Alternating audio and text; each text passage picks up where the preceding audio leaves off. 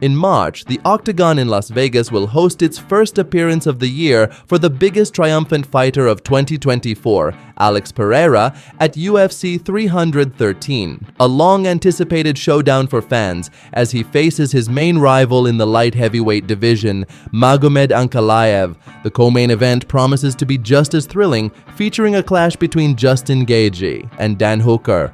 The winner has a solid chance of earning a shot at Islam Makhachev, so both fighters will give it everything they've got. Today we'll try to break down how these fights might unfold. Alex Pereira versus Magomed Ankalaev. The champion is finally giving Magomed his shot. This fight was something fans had been waiting for ever since UFC 300, when Alex took care of Jamahal Hill. But instead of facing Ankalaev, Poatan first stepped into the Octagon against Jiří Procházka and defeated him for the second time. Then, somehow, he once again bypassed Ankalaev and ended up fighting Khalil Rountree. It seems like this might be the last opponent for the Brazilian in the light heavyweight division.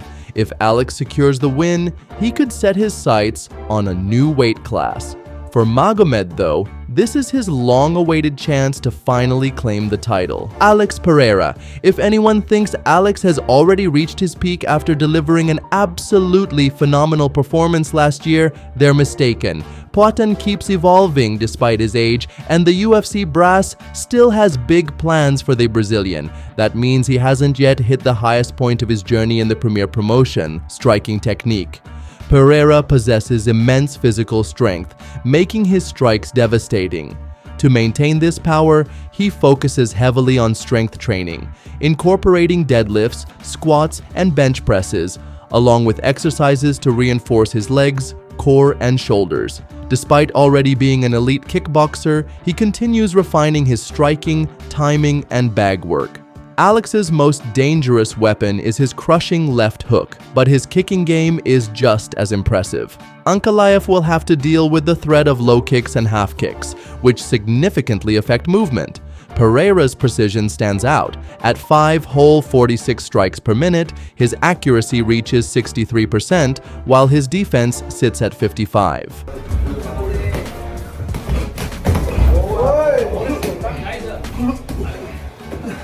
Wrestling and grappling. Since transitioning to MMA, Pereira has put more emphasis on takedown defense and ground control. Although primarily a striker, his training in jiu-jitsu and wrestling has made him a more well-rounded fighter. In the UFC, his takedown defense stands at 70%. If taken down, he immediately looks to get back up, sometimes even sacrificing his back. This approach proves effective as escaping from back control is often easier than working from guard. However, when an opponent establishes top control, Pereira prioritizes damage control and works his way toward the cage. That being said, he has yet to face a wrestler of Ankalaev's caliber. Cardio. Pereira is known for his endurance and ability to push through long, high-intensity fights. To maintain this, he dedicates significant time to cardio training. His routine includes regular running, interval sessions on a stationary bike, and exercises to improve his respiratory system. He also incorporates swimming and high-intensity workouts designed to sustain peak endurance throughout a fight. In his last bout against Rountree, Alex managed his energy well and capitalized on his opponent's fatigue by the 4th round. Mentality.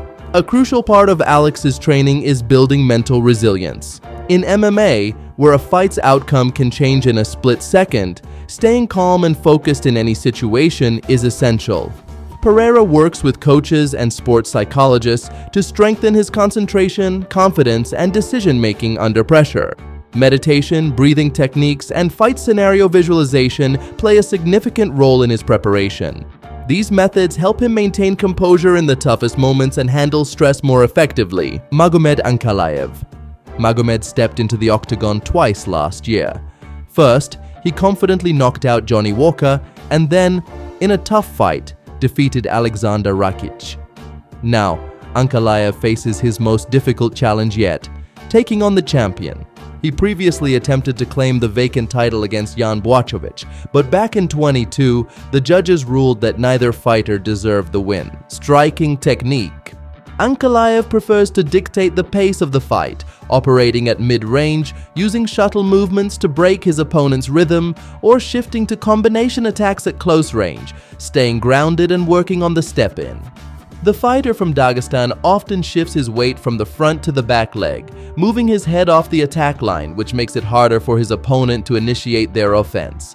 A distinctive feature of Ankalaev is that in most cases, he strikes on the shortest path, avoiding wide, swinging punches while maintaining his stance.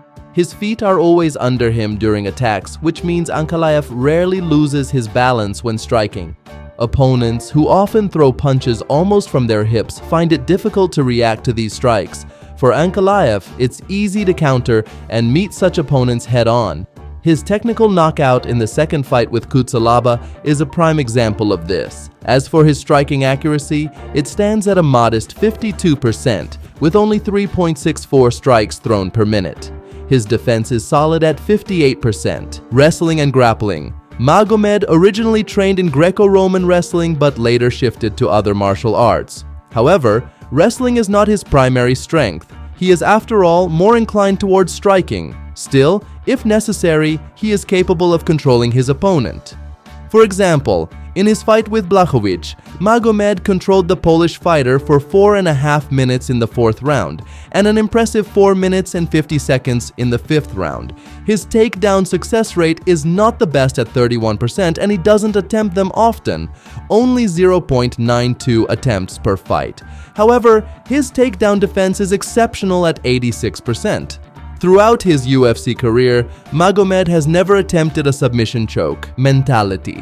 When it comes to the psycho-emotional aspect, one can almost always give a slight advantage to Ankalaev, mainly due to the single loss on his record. This fact gives him a small edge over opponents with a higher number of losses, as the fighter is not yet accustomed to defeat. Cardio. If we recall the fight with Blachowicz, Ankalaev managed to take the last 2 rounds and overall looked quite solid in terms of cardio throughout the full 25 minutes. But it seems that in the fight with Alex, the bout definitely won't last the entire allotted time. Prediction.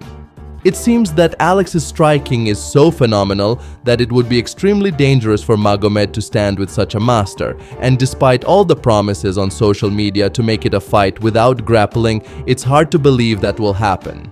From the very first round, Pereira will be more accurate and tactical, which will certainly be noted in Dagestan's corner. Then, Ankalaev will try to bring in takedowns. It all depends on how wisely they are used. After all, Alex also knows who he's about to face in the Octagon. On the ground, Pereira will manage to defend, but it will drain his energy. The Brazilian will remain dangerous throughout the entire fight, but he won't be able to knock out Magomed. We'll see a gritty and controversial fight, similar to Pereira's bout with Blachowicz. In the end, Alex will take the win by split decision, which will raise some questions, but that's to be expected. Final result: Alex Pereira wins by split decision. Justin Gaethje versus Dan Hooker. The UFC bosses have prepared an exciting lightweight matchup for us. According to experts, Gaethje is the favorite in this fight, but it's important not to get ahead of ourselves, as Dan has never been an easy opponent for anyone in the promotion. Justin Gaethje. In his last fight, Highlight suffered an epic knockout against Max Holloway, and now it's unclear in what condition he will return. Yes, there has been enough time to rest, almost a year has passed, but such fights still leave their mark. And considering that Gaethje is already 36, questions may arise. Will Justin be the same in his fight against Hooker? Striking technique. For all mixed martial arts fans, it's clear that Gaethje's main strength lies in his striking technique. Until his fight with Ferguson, he was considered not the most technically gifted or tactically savvy fighter, relying solely on his physical power. Gaethje would charge forward without hesitation, and while he landed a fair number of hits, he took even more in return. One can recall his losses in the first fight with Poirier and the bout with Eddie Alvarez, where he absorbed numerous significant strikes, leading to 2 consecutive brutal knockouts. However, Gaethje, under the guidance of coach Trevor Whitman, learned from those experiences and rapidly improved. The fruits of their collaboration were especially evident in his fight with Tony Ferguson. Gaethje was unrecognizable, calm, precise, and nearly untouchable in his stand-up. which helped him secure a dominant victory. He followed a similar approach in his wins against Chandler and Fiziev. Gaethje likes to attack with hopping movements and throw slicing low kicks, but he doesn't rush into reckless brawls. His fight with Max was more of an exception. Highlight uses many feints and incorporates overhands. Gaethje prefers to control the center of the octagon and counter with boxing combinations that bring him success. In terms of accuracy, he lands a solid 59% of his strikes, throwing 6.78 strikes per minute. His defense is slightly weaker, but not overly concerning. 52%. Wrestling and grappling. He spent 16 years in wrestling, starting at the age of 4. He excelled in school, and even after transitioning to MMA, he showed those skills, but in the UFC, he stopped utilizing them. Justin himself explained it this way: "I've always been against wrestling because it takes a lot of energy. I came out of a 7-minute wrestling match and could barely walk. I don't wrestle to conserve energy. I've been wrestling my whole life, and I did a lot of it during my school years. The most important part of wrestling is not letting someone take you down and control you. That was my main principle during my wrestling career. I never had a strong offense, but they just couldn't take me down or hold me down." Overall, this still works in the UFC, except for fights with Khabib and Oliveira. Justin has a solid takedown defense, 75%, but when it comes to using takedowns to his advantage, it's not so great. A moment like this from Justin can still be remembered from his fight with Alvarez many years ago. Cardio. If Justin manages his energy well, his stamina will last through all 5 rounds, but if he rushes into brawls, there is a noticeable drop in his endurance, as seen in his fight with Holloway. However, Hooker doesn't have the same pace as Max, so Justin will be able to feel comfortable during each segment of the fight. Mentality. Justin has always been and remains a relentless warrior who never gives up, no matter what. Throughout his career, he has experienced frustrating losses, but each time he has bounced back and demonstrated his class. It's unlikely that Gaethje will falter mentally, as he assesses his skills with a clear mind and knows exactly what is expected of him in the octagon. Dan Hooker. Dan hasn't lost since 2022 and is currently on a 3-fight winning streak. Yes, 2 out of those 3 victories were achieved by split decision, but the New Zealander seems to be experiencing a sort of second youth. As a result, in his fight with Justin, he will try to showcase all of his skills to leave the octagon as the victor. Striking technique. Dan is quite comfortable with his striking. He lands combinations of punches with good timing, precision, and power, and he also works well with his legs and knees. The New Zealander prefers to control the distance, where he can easily land kicks at different levels. He occasionally closes the gap with a series of straight punches, then retreats to avoid a counterattack. Hooker has fairly solid middle kicks and front kicks. It's also worth noting his jab and uppercut combination, which he often uses in fights. After a successful punch attack, Hooker can unexpectedly throw a high kick. His kickboxing base is quite solid. Dan's accuracy isn't the best, 48%, but he throws around 5 strikes per minute. Yes, these numbers are not at the level of Gaethje, but still pretty decent. His defense is similar to his opponent's, 51%. Wrestling and grappling. Dan is certainly not a top-tier wrestler, but he does have a certain level of skill and understanding of how to operate in that area. Moreover, he has won several of his fights via submissions or chokes.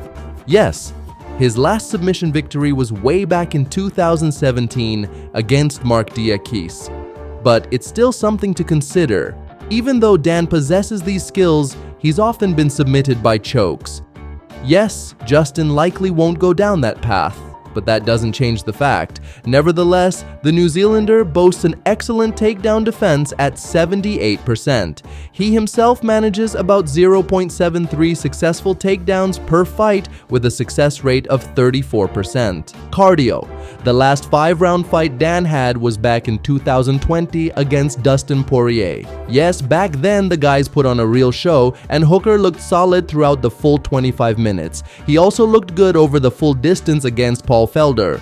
But all of this was quite some time ago. If the New Zealander has to endure Justin's pressure, he might find himself struggling with his stamina at some point. Mentality. Hooker's chances of winning are boosted by the confidence he's gained from his last 3 victories. He's coming into this fight on a winning streak, and it seems that this newfound confidence could give him the extra edge he needs to play a significant role in the outcome. Prediction: the fight will start with a period of exploration, where both fighters won't rush things. Dan will try to manage the distance, but his goal from the outset will be to prevent Justin from landing too many damaging low kicks. Of course, Gaethje will land combinations that will mark his advantage in the first 5 minutes. By the second round, the action will pick up, and the American will begin landing more strikes on his opponent, while the low kicks will cause even more problems, but Hooker will have his successful moments too. As the fight turns into a more aggressive exchange, the fighters will start to open up, which won't play in Dan's favor, while Justin will feel more comfortable in the exchanges. In one of his attacks, he will manage to catch Hooker and take him down, securing an important victory. Result: a knockout victory for Justin Gaethje after the halfway point. Friends, what do you think? How will these bouts end? Share your predictions, including the exact result and round, in the comments.